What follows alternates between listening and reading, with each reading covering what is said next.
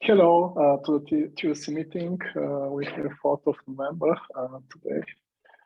Let's check the agenda. So we have on the agenda a topic about the CF Linux FS4 stack and the change there regarding removal of the Python and Ruby from the stack.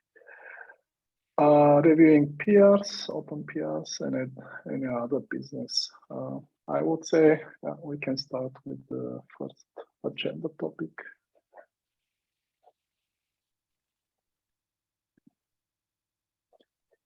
So who wants to open the discussion? Stephan, your turn. So yeah, so okay, we start here with the Python and Ruby libraries removal. So I brought this on the agenda because of we see an issue with this pull request or with this plan to remove Python Ruby from the current CF Linux FS4 stack. What is the problem? So the problem on our side is that we have already started to adapt to Linux FS4, even it was not finally released with a version 1. Something. So means that some of our stakeholders already did the adaptation to FS4. And by that, we run now into the issue that if there is now such kind of change, for them, this appears like incompatible change, means they already migrated on FS4.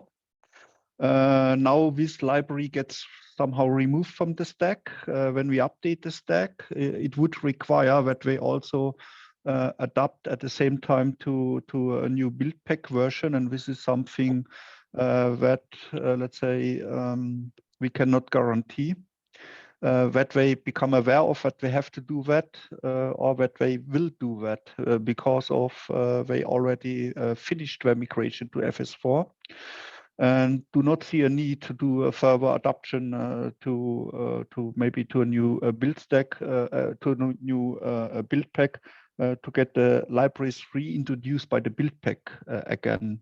So if someone has not started to adapt to FS4, it's maybe not a problem because of here someone become directly aware of that the libraries are not part of the stack anymore, and requires an update of the build pack at the same time. So updating the build pack will be part of the migration.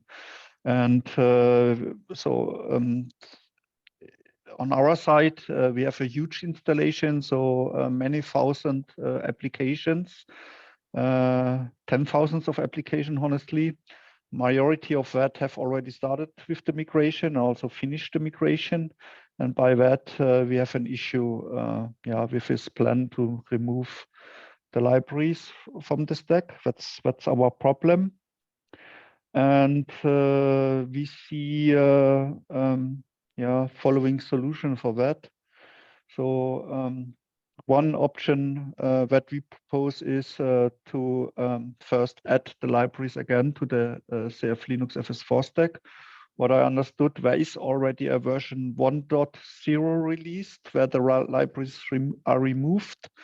So we would request to get version 1.1 where the libraries added again, and then let's say we see that the reason removing the libraries, this is something I would not question. So it makes sense to remove the libraries from the stack because of, let's say, I see the issues with vulnerabilities coming from the stack. I see that there's more flexibility to reintroduce them on the build pack level, controlled by the build pack owner.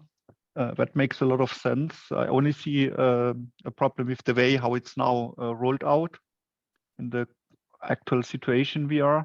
So this is why, let's say, we still are with the idea to remove the libraries, but would prefer to announce this as a kind of deprecation and give also the stakeholders the application deployed on top of Cloud Foundry the time to do the required adoption.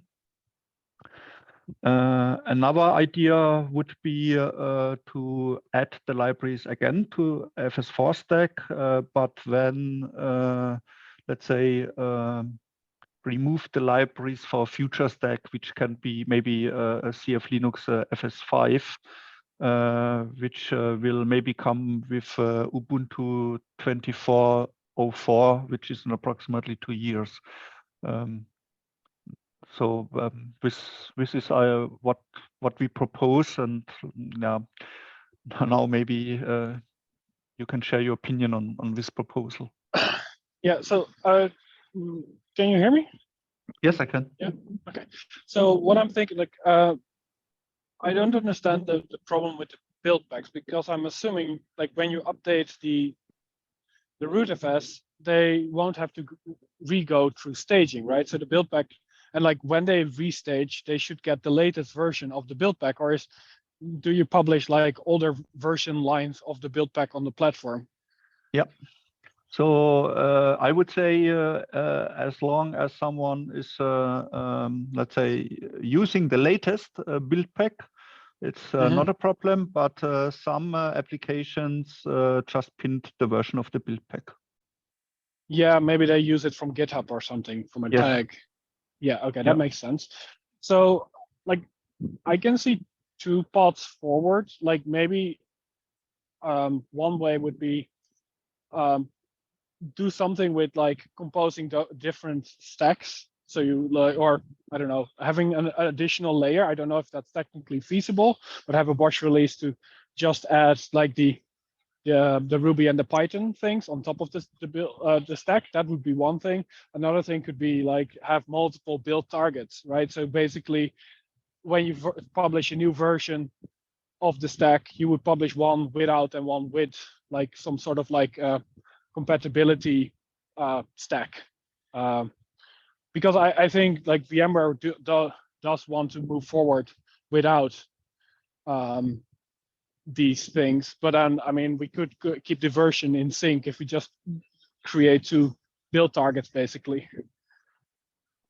I don't know, like, but I think this all needs to be discussed further, and maybe say like even on RFC or something. Yeah.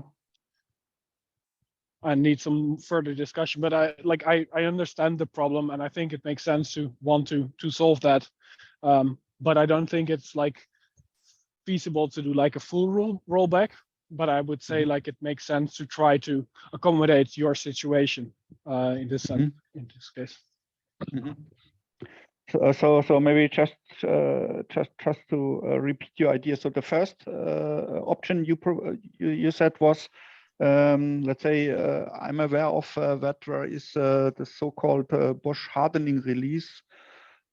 Is this what you meant? So that can maybe use to reintroduce the libraries to the stack? Yeah, in the end, the stack is just some files on disk, right, that are put there through a Bosch release. So I don't know what the exact format is of the rootfs. I don't know if it's entered in a directory, but maybe you can just put a few additional binaries in there through a Bosch release. I don't know, that needs to be explored, right? But that could be a way where you basically build on top of it through a separate release. And the alternative would be to adapt the build process to take a flag to be able to publish it with and without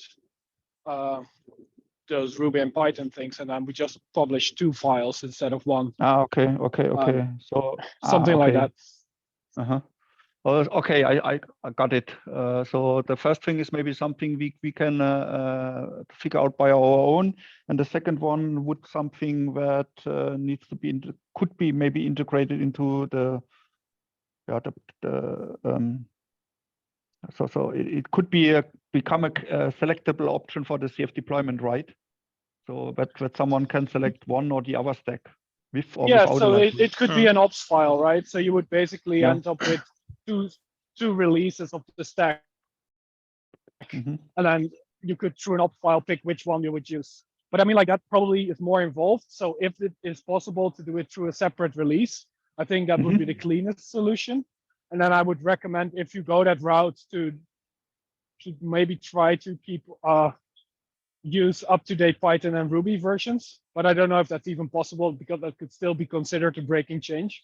But I think we discussed that last time, that it would also be less of a problem if we would be using like the Ruby version that comes with the Ruby build pack and the Python from the Python build pack instead of relying on the OS versions. But I mean, like, yeah, those are the options, I think. Yeah. So introducing, let's say, keeping the libraries on the operating system level, that. So this is not causing issues for the build packs on top. If they, let's say, they will reintroduce the versions, right? So for Python and Ruby. So this is not a problem. So we would not get a clash or something like that. So this is what I see as a potential problem when, let's say, when we keep the libraries as an option within the stack, and then build packs get deployed on top, they reintroduce the same components. I don't So think it's an issue. Yeah, okay. The build packs have already fixed all issues related to the removal of Python and Ruby. So they are ready, and we have fixed the Cloud Foundry acceptance tests. So the CF deployment pipeline is again now ready to release with CF Linux FS4 1.2. Yeah, and the feature is still experimental, so it would not even be a breaking major release. Yeah. So from that situation, we are from that point of view, we are fine. Okay. And the same build packs also work with CF Linux FS3 today. It's the same source code of the build packs. Actually, it's just packaged in two different zips with different metadata. But this is probably not a risk. So okay, I see. Yeah. This idea was, let's say, building two flavors of the CF Linux FS4 sounds like a good approach where you can then choose one or the other. And then maybe with the next stack, we can clean that fully up right from the beginning. I mean, this is actually when we look into the history, the main problem is that CF Linux FS4 comes so late, so that we were forced to roll out an experimental version, and now comes an incompatible change from our point of view. For other, this is not an incompatible change, which is all fine. Yeah, I like this idea to have an RFC where we can then formally discuss and decide about this, and also get the opinions about feasibility from let's say those who know how stacks are built, because it's a lot of speculation from my side here whether this works or not. I'm going on my knowledge from the Bosch stem cell builder, so I'm assuming it's a similar process, but I don't know if that's the case. So yeah, both approaches need to be validated, but I think an RFC is the right abstraction for that, right? Because it could end up in the build packs team on the stacks, right? But it could also be a separate release, and then it would maybe land somewhere else. So yeah, let's do that through an RFC. Okay, that means also the final decision will have, of course, from now on it needs a certain time, right? So do not expect a decision within 1 week or so. It's probably more. I don't know if we have an expedited version of our process. Yeah, looking at other RFCs, they usually take some time until everybody has given the feedback and it has been consolidated. I'm sure we can just get all the interested parties aware of and engaged on the topic, so we can likely expedite it. Then let's say we take probably the task to write the RFC, right? And to open it up, because we want to have the feature. That is only fair. One question I want to bring on the table is, how do we continue with CF deployment releases? Because at the moment, I asked Jochen on a side channel to not release anymore until we have had this meeting. But of course, it is not good if we stop the pipeline. So would we then continue simply to release the CF Linux FS4 version that exists, that is without stacks, and then whatever the solution will be, it may get reintroduced or be introduced via a separate ops file or whatever? I mean, the build packs are there.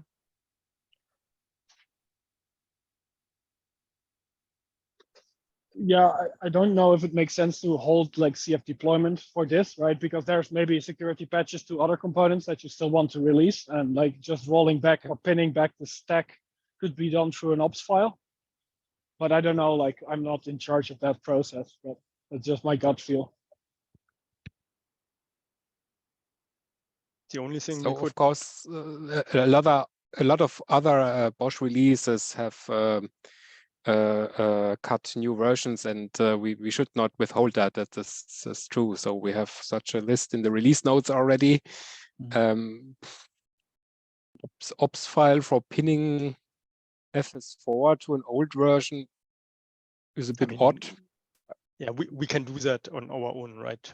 That's Yeah, we can do this on our own. Yes. This is not really required. The only thing is we now deliver a new CF deployment version with a stack that removes it, and whatever the decision will be, we may re-add it again. So that looks a bit flaky. I mean, like, I'm not fully agreeing with that because I don't think we're going to go back, but it's more like we will allow the opportunity for, or the option for like a softer upgrade path, right? So it will be an opt-in thing. Like the most likely outcome, then it's okay. We want to be secure by default, right? That's basically, and I think this change falls into that, but it is a bit harsh. I agree with that, right? So from that point of view, it makes sense to allow a less harsh upgrade path in the future. So maybe we want to call that out. Like we can even call out the RFC in the release notes saying like, if you are concerned about this, watch this thread. There might be a less harsh upgrade path in the future, but it is secure by default. And I think that makes sense to release as is, because it's not like, it's not for a greenfield deploy, it's the best thing to do, right? It's just a bit. Fully agree. Yeah, that sounds reasonable. Then I would say we can continue with the CF deployment releases as planned. So next release will come in the next days. And we would write. We go for an RFC and make a proposal. So I think that sounds like a good solution.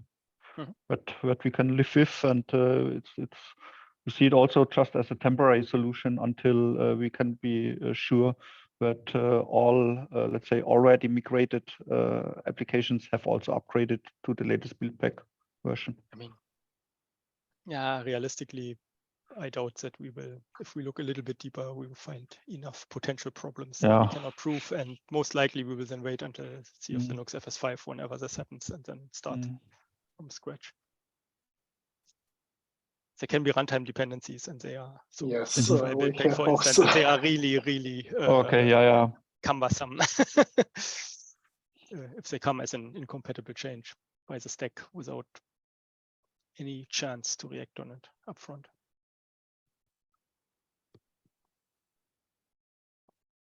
And we can clarify more the details of that and see how could bot stack be validated and so on. Okay.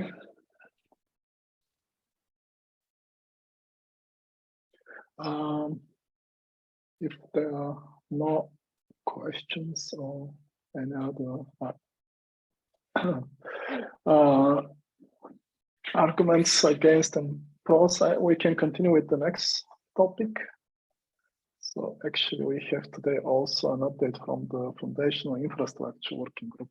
I forgot to mention it.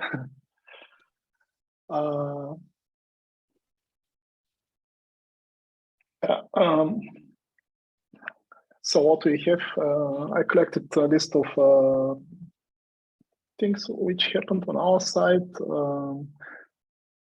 I will just go over those. And Ruben, if you have to add something, you mentioned that you're on vacation actually.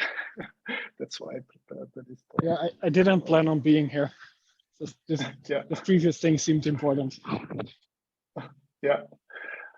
So on the performance side, we managed to speed up the rendering of the templates we have in BOSH. So there was a change which changed the way how we clone the objects we need during the templating. It was using Marshall, load, and dump before, and we just changed it to use the clone implementation in Ruby. So it somehow brought a factor 2 improvement in our template rendering. On the security side, we introduced shortly living NATS credentials. Basically, when the directory is launching a new virtual machine, the directory needs to provide initial credentials, bootstrap credentials to the agent, which are used to connect to the message pass. And those credentials have been stored in the metadata service of the IaaS provider. And with this feature, now the agent is rotating those credentials and has new credentials after the first connection with the message pass. And yeah, we are not using during the lifetime of the VM the credentials stored in the metadata service. We updated the Ruby version to 3.2 for the director. Also updated Postgres from we have support now for Postgres 15.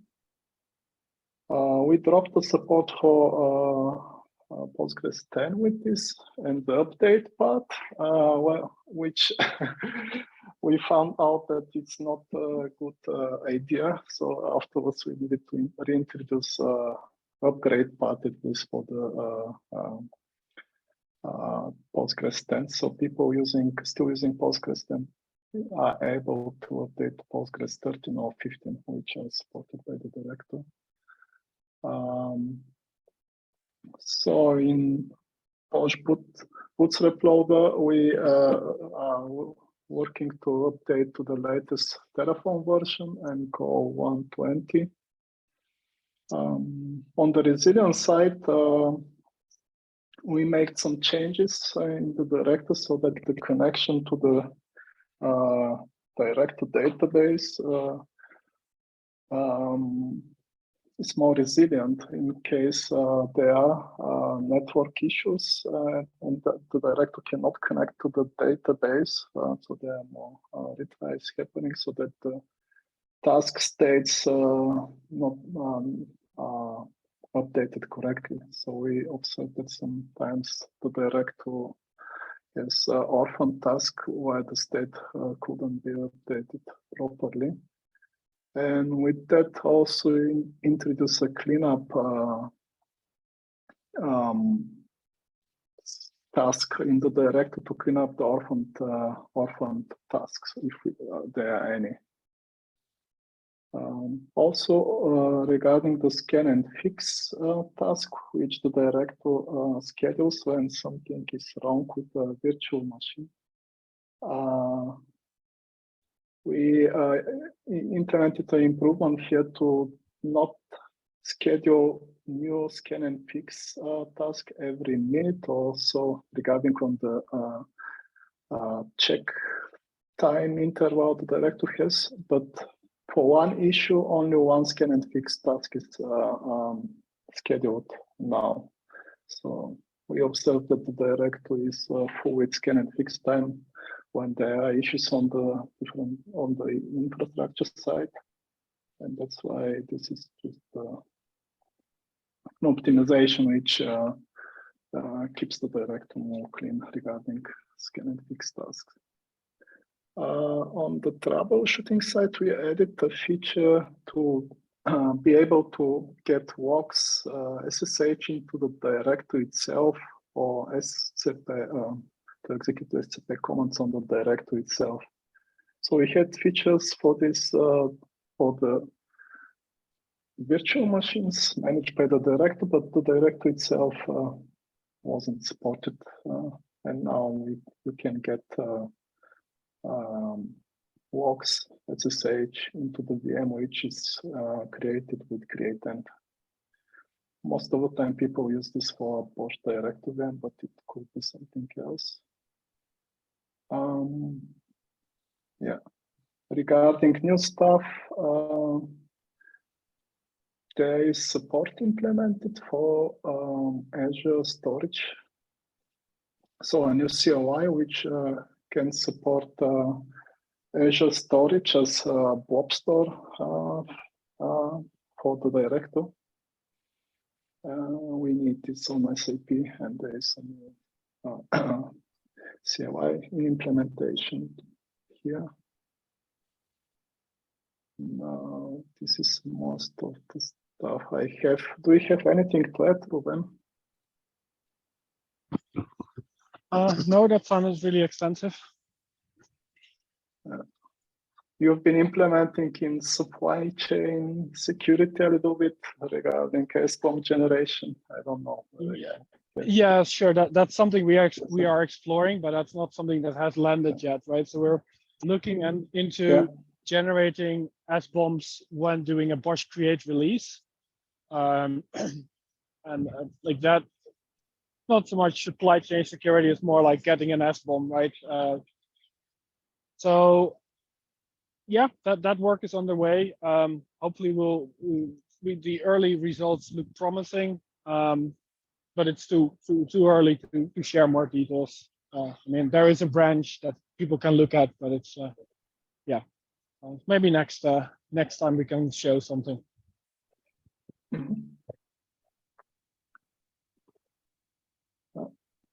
Are there any questions?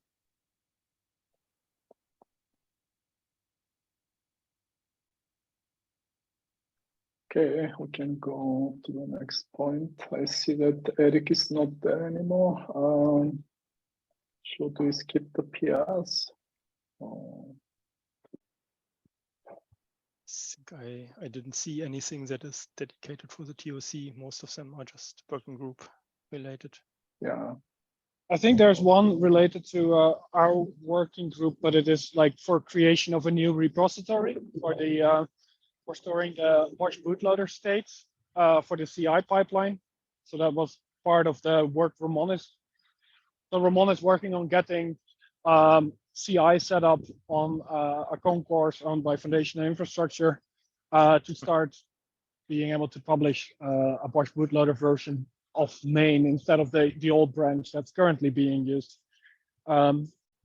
So for that, it would be good to have a separate repo. There's a PR for that I think needs DOC approval because it's extending a working group with an additional repo.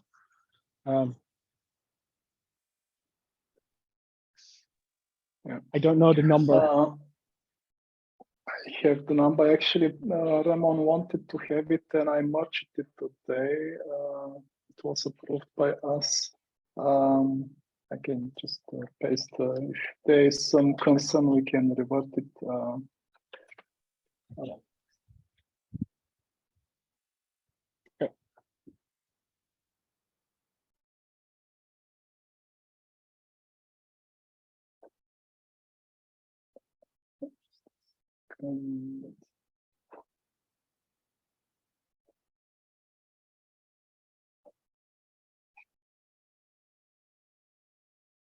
It's 569.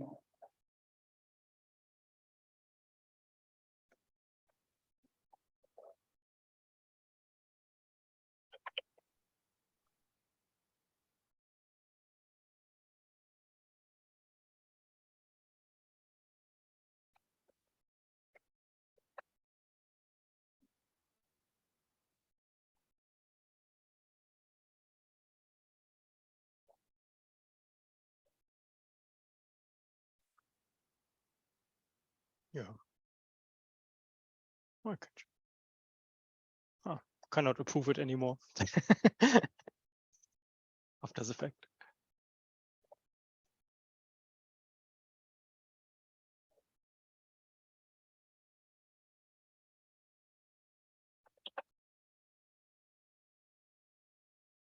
Yep. So I was the first. Maybe we can put a plus one. I can do that, yeah.